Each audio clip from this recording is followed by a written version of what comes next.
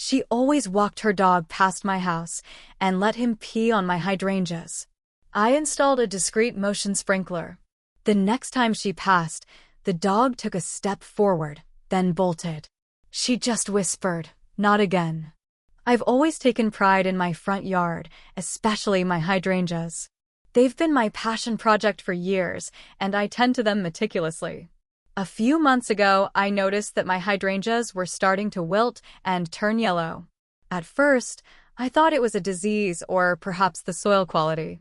But then I started to notice a pattern. Every morning, around the same time, a woman would walk her dog past my house. She'd stop right in front of my yard, and her dog would lift its leg and urinate on my hydrangeas. She never tried to stop him. She'd just stand there, looking around as if nothing was happening. I tried to be understanding at first. Maybe she didn't realize the damage it was causing.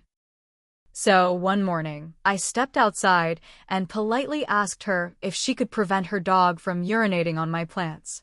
She looked at me, smirked, and said, "It's just a dog. He has to go somewhere." Then she walked away. I was taken aback by her response. I didn't want to escalate the situation, so I let it go. But the next morning, the same thing happened. And the morning after that. It became a routine. Her dog would urinate on my hydrangeas, and she'd pretend not to notice. I started to feel helpless. My beautiful hydrangeas were dying, and there was nothing I could do about it. I considered putting up a sign, but I doubted it would make a difference. Then I had an idea. I went online and researched ways to deter dogs from urinating in specific areas. I came across a motion-activated sprinkler system. It was designed to detect movement and spray water in that direction. It was harmless, but effective. I ordered one immediately. When it arrived, I installed it discreetly among my hydrangeas. It was barely noticeable, blending in with the foliage. I tested it to make sure it worked, and it did. Now, I just had to wait. The next morning, I watched from my window as the woman approached with her dog. As usual, she stopped in front of my yard.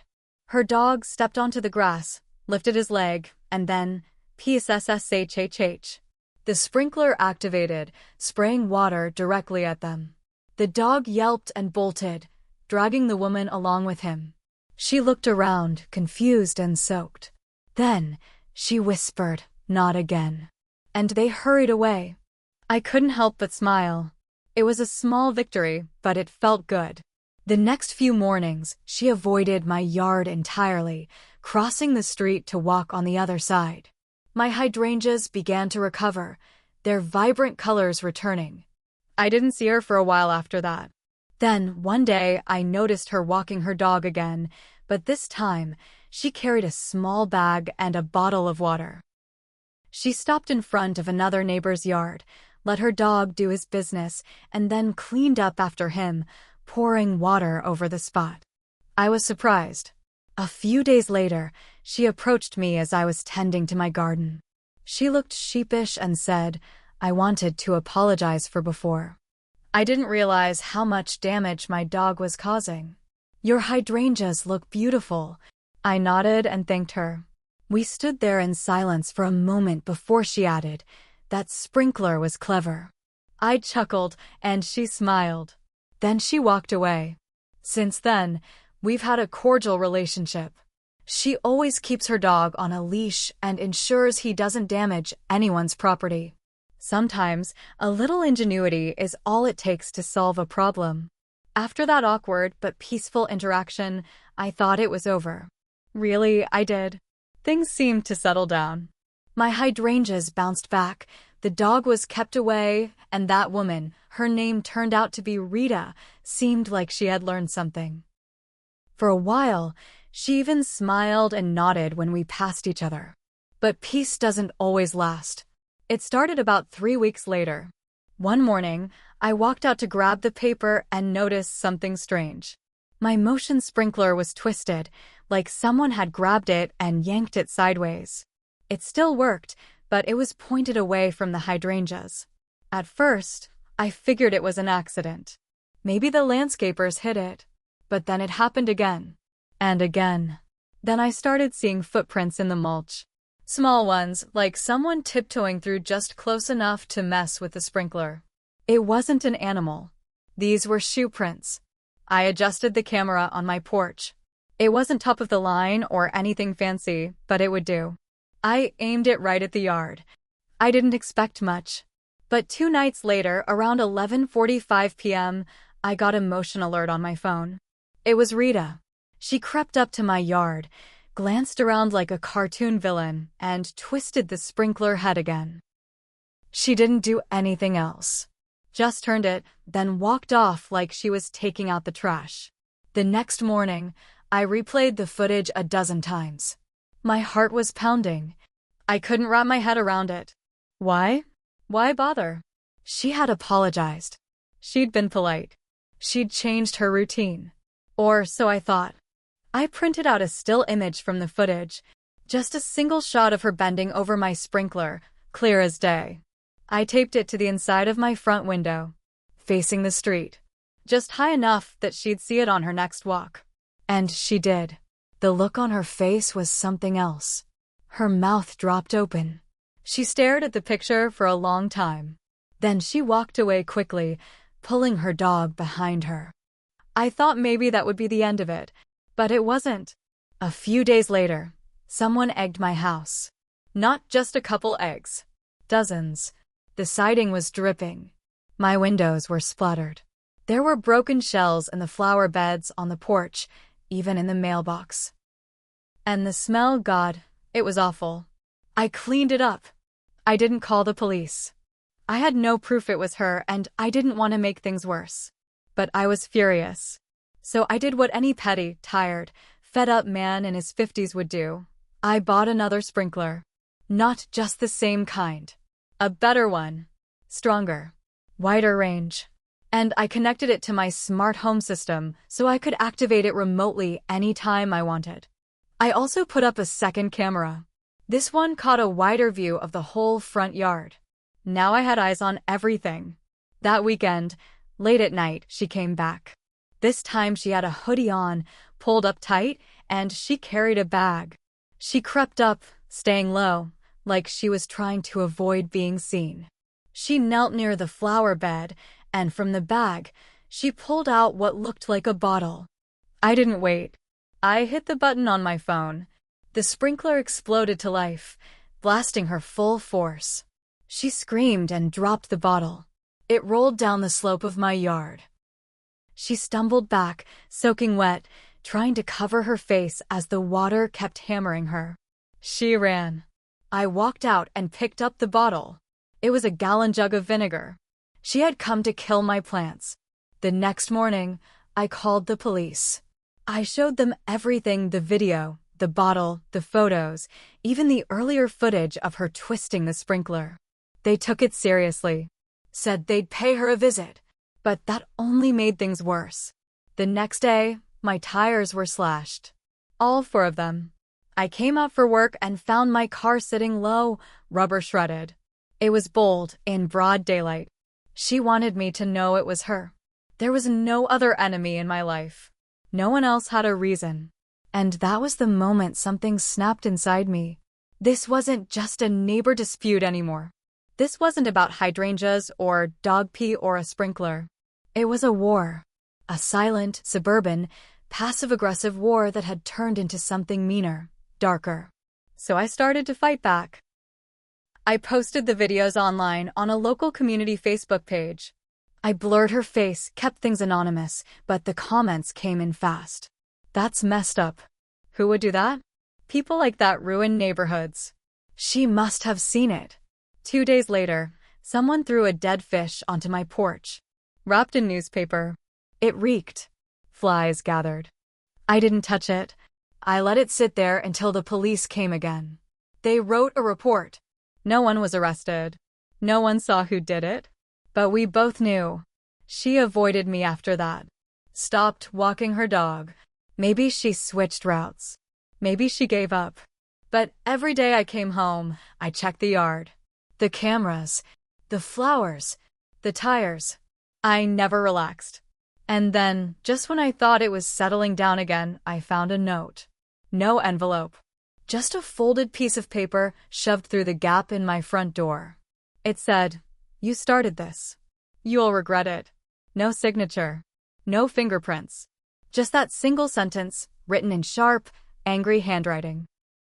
And I knew this was far from over. I didn't sleep well after the note. Even though it was just 8 words, it hung in my chest like a weight. It wasn't a threat in the legal sense, but it was a clear message. She was angry. She wasn't done. And if I thought she was capable of leaving a fish on my porch and slashing my tires, then I had no idea what else she might be willing to do. I checked the cameras more often.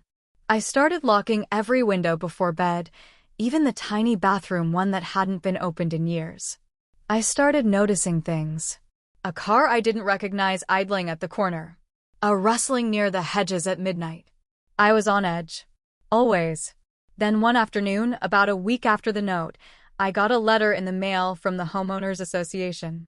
It said they'd received multiple anonymous complaints about my security measures, the cameras, the motion sprinklers, the disruptive behavior of splashing passers-by.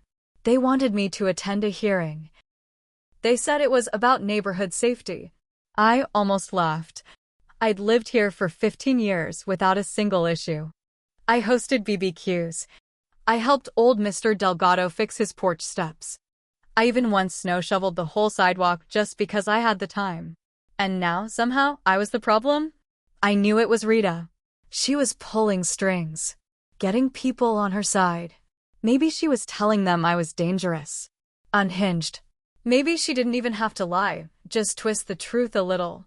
And some of them, especially the newer folks, didn't know me well enough to question it. I went to the HOA meeting with everything. Footage, screenshots, the note, the egging, the vandalism. I laid it all out. They nodded politely. They thanked me for my time. Then they told me they'd take it under advisement. That was it. No follow-up. No apology. No action. That weekend, someone reported me to animal control. Said I was aggressively targeting dogs with water. That I had an unsafe mechanism on my property. A young guy in a uniform came to my door. Friendly enough, but serious. He said they had to respond to complaints. I showed him the setup. I explained everything. He looked embarrassed. Said there was nothing technically illegal, but they'd have to document it anyway. It didn't stop there. I started getting 1-star reviews on my small handyman business page. Reviews that were clearly fake, accusing me of stealing, of yelling at children, of being aggressive and unstable. All anonymous. I responded to each one calmly. I posted my side. But it was a slow poison. People started canceling appointments. My phone stopped ringing. Then, in the middle of a Saturday night, my porch lights went out. I thought it was a fuse at first. But when I went outside, I found the wires cut. Clean. Precise. I traced them back to the wall where my camera box was. The same one that connected to the front sprinkler sensor. Disabled. I rushed to check the cameras. One was still working. The one I had hidden behind the birdhouse, just in case. And what it caught chilled me to my bones. It was Rita. Not in her usual hoodie. This time she wore gloves, a black coat. She moved fast, like she knew exactly where to go. She disabled the sensor, snipped the wires, and walked off. Cool as ever. She wasn't scared. She wasn't hiding. She was planning. I didn't call the cops right away. I needed more than footage of trespassing and vandalism. I needed to know what she was after, what her endgame was. Then I found out. One of my clients, an elderly woman I'd fixed a railing for, called me, sounding nervous. She asked me if I really had a record. A record? I asked, stunned. She said someone had slipped a paper under her door. A printed police report. My name on it. A mugshot. Charges for assault. Dated 5 years ago. Except, it wasn't me. The photo looked like me close enough to make someone do a double take. But it wasn't me. The name was slightly off. But if you didn't know me well, if you glanced quickly, you'd believe it. She was handing out fake rap sheets. And somehow, the HOA believed it too. I got a letter stating that due to serious concerns about community safety, they were considering forcing me to remove my security devices, and they'd be voting on whether to recommend termination of residency if behavior escalated. Termination of residency. I couldn't believe it. My home, my garden, my whole life. And this woman, this quiet dog walker with a grudge and a plastic bag of vinegar, was tearing it down one fake story at a time. So I did what I had to do. I started recording everything. I hired a lawyer. I contacted a local news outlet, anonymously at first, and told them I had a story. They weren't interested in hydrangeas, but they were very interested in a story about suburban harassment and HOA abuse. I didn't tell Rita. I let her think she was winning, because something told me she was saving one last move. Something big. Something worse than dead fish and slashed tires. And I wasn't going to stop her. I was going to catch her. On camera. In the act. And this time, I was going to burn her whole house of lies down with the truth. I was done playing defense. After months of cat and mouse, of watching my name get dragged, my business crumble, and my own yard feel like enemy territory, I finally understood something. I had been too careful, too polite, too hopeful that truth alone would fix everything. But the truth? The truth needed help. I gave the local reporter everything. Not just clips. Not just accusations. I gave her the whole timeline. The note. The fish. The fake mugshot flyers. The HOA letters. The cut wires. I sent her hours of footage, neatly dated, clearly showing Rita, always dressed differently, always doing something just a little more bold. The reporter, some young woman with a sharp voice and a nose for war, called it suburban sabotage. She pitched it as a quiet war of wills between two neighbors in a perfect little town gone sour. And once she had her angle, she ran hard with it. The story broke online on a Tuesday morning. By noon, it was trending in our area. By dinner, someone had posted it to Reddit. Then it exploded. People started digging into Rita's past. She wasn't just a quiet lady with a dog. Turns out, she had pulled stunts like this before. 2 towns over, she'd gotten into it with another neighbor over a fence height. Filed complaints, spread rumors, even got the guy fired from his job at a local rec center by accusing him of harassment. Charges never stuck. But the job was gone. There was a pattern. I wasn't the first. I started getting messages. People apologized for the fake reviews. Clients came back. Even the HOA held an emergency meeting, not to punish me, but to address the false complaints that had misled the board. But Rita, she didn't take it quietly. The night the story aired on TV, my cameras caught her again. She showed up, shaking, hands full. One had a hammer. The other had a red gas can. I was watching the live feed from inside. I didn't hesitate. I hit record. I hit the police call button. I hit the sprinkler activation. All at once. Lights flashed on. Water blasted her in the chest. She screamed. Dropped the hammer. But not the gas can. She didn't run this time. She poured. Right there on my lawn, all over the mulch, the flowers, the steps. Screaming at nothing, at me, at the air. You ruined me, she yelled. You liar. You fake. Then she struck a match. But she didn't see the sprinkler's wiring that she herself had sliced weeks ago, which I had quietly reconnected badly. The whole system sparked. The fire didn't catch on my lawn, it caught on her. It flared up fast, not enough to kill, but enough to send her running and screaming, half her jacket smoking. The police showed up minutes later. She was on the curb, rocking back and forth, still muttering, covered in ash and rage. They arrested her. Not for arson, she hadn't lit enough. But they found the flyers in her house. Fake records. Forged letters. A list of names. Targets. A whole drawer full of printed lies and a folder labeled neighbors. They called it harassment with intent, identity fraud, vandalism, endangerment. She was charged. She pled insanity. It didn't stick. I sat in the courtroom during sentencing.